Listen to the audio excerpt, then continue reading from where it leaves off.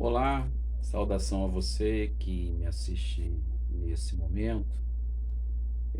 Hoje eu trago para a reflexão e também meditação, dentro daquela série que estamos fazendo, Desvios da Verdade, ou seja, aquilo que não condiz com o que o Salvador falou, o que o Salvador deixou.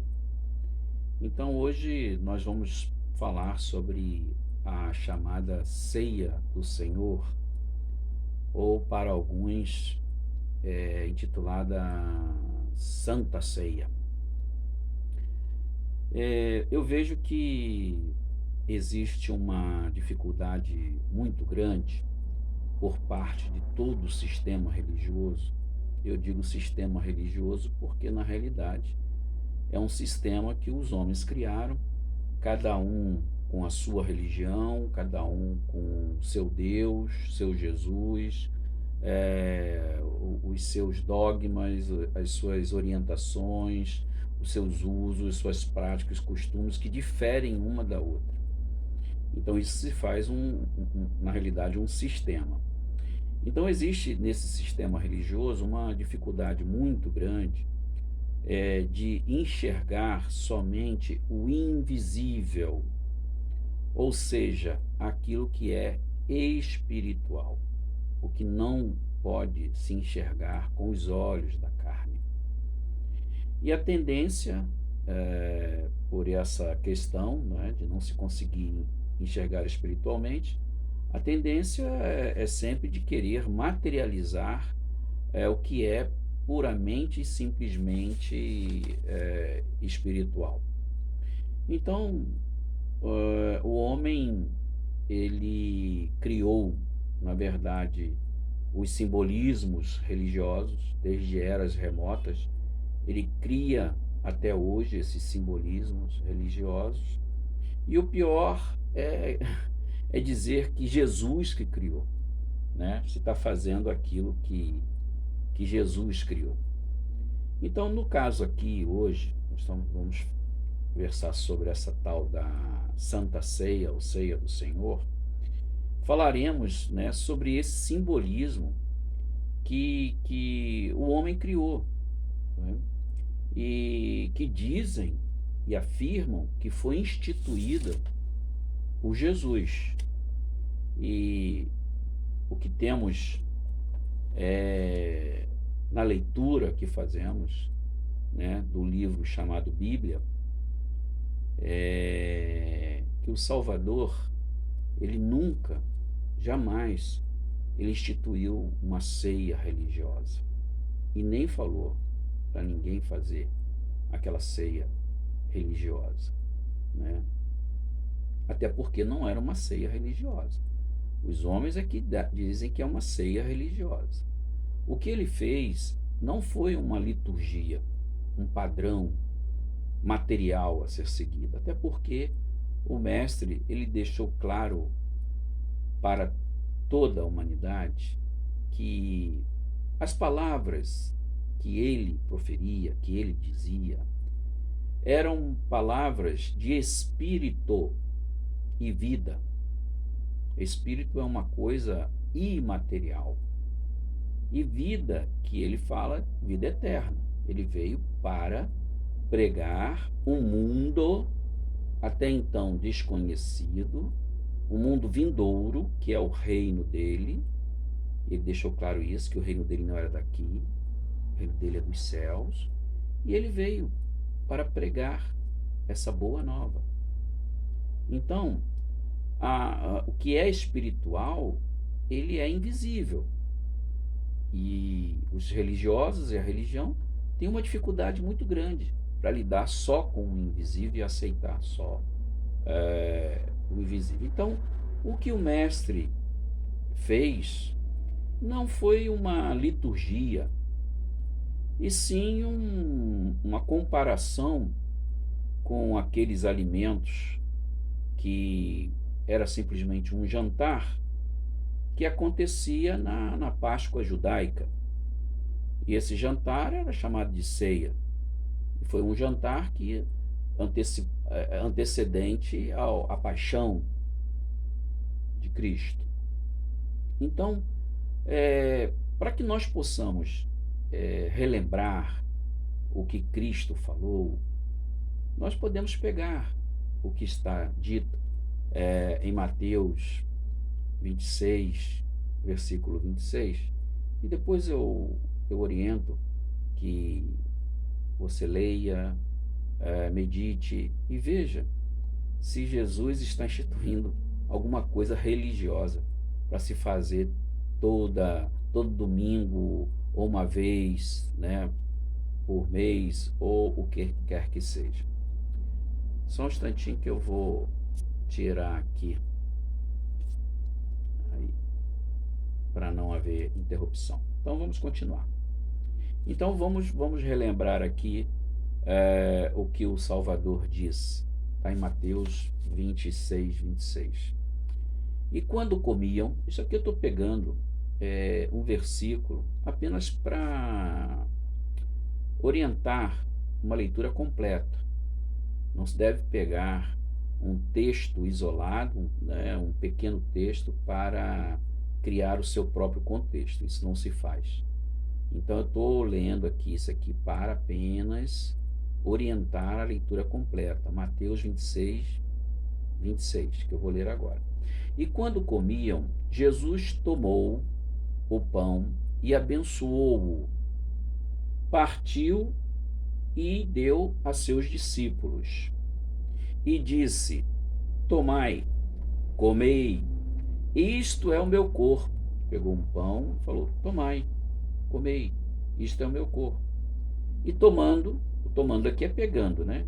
E tomando o cálice e dando graças, deu-lhe, dizendo: bebei todos dele.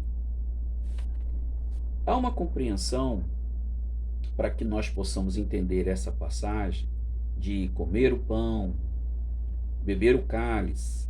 Nós podemos entender melhor em João 6, do versículo 54 em diante. Eu vou ler aqui João 6, do versículo 54 até o 56. Ele disse assim, explicando, não é, aquilo que ele falou: olha, esse pão aqui representa o meu corpo, o pão representa o meu corpo, fazendo uma simbologia. Ele representa o meu corpo, o cálice representa o meu sangue, né? Então, lá em João 6, 54 a 56, oriento também que você leia, diz assim: quem come a minha carne e bebe, logicamente é Jesus falando, quem come a minha carne e bebe o meu sangue tem a vida eterna, e eu o ressuscitarei no último dia, porque a minha carne verdadeiramente é comida, e o meu sangue verdadeiramente é bebida. Então, no espiritual, porque nós temos que ter olhos espirituais, o que representa o pão? O que representa a carne? O que representa o vinho no cálice? O que representa o sangue de Jesus? Então, no espiritual, a carne é um alimento, o pão é um alimento, que simboliza o quê? A palavra dele. Aquele que não comer, e comer nas escrituras não é comer pela boca, o comer é pelo ouvido, entra, come. E aí nós vamos ver com outros olhos, né? Aquele que não comer da minha carne, não receber as minhas palavras, né? Que é ouvir e vir para o coração, não comer da minha carne e beber do meu sangue. O sangue é vida, é ter a natureza de Cristo. Então, nós vemos aqui, precisamos enxergar com os olhos, ceiar com o Senhor, é comer da sua carne, ou seja, Ceiar é ouvir a palavra do Pai, que é o Salvador, e trazer para dentro de si. Este é o comer a minha carne, que o Mestre fala, é a sua palavra. E beber do meu sangue é ter em nós a natureza dele, a vida que ele nos propõe ter, uma vida de o bem fazer, olhar para aqueles que necessitam de nossa ajuda, tanto material como espiritual. Então, nós podemos perceber que o que Jesus fez não foi uma liturgia. O que Jesus fez foi uma simples comparação para que eles, naquela época, pudessem entender melhor. Mas hoje nós temos mais compreensão. Vamos deixar os rudimentos, aquelas coisas atrasadas. Vamos avançar nas coisas espirituais. E vamos ter um relacionamento com o Pai espiritual e não material, né? Não é através de um pãozinho que o homem faz com a massa, com o trigo. Isso é uma idolatria. É feito pela mão do homem. Como às vezes as pessoas falam, é uma imagem. É idolatria adorar as imagens. Lógico, foi feito pela mão do homem. E esse pãozinho? E esse vinho? É processado pela mão do homem. Então isso é uma idolatria. Falar com que um pedaço de pão entrando em contato com você vai te dar o corpo de Cristo. O corpo de Cristo não é isso.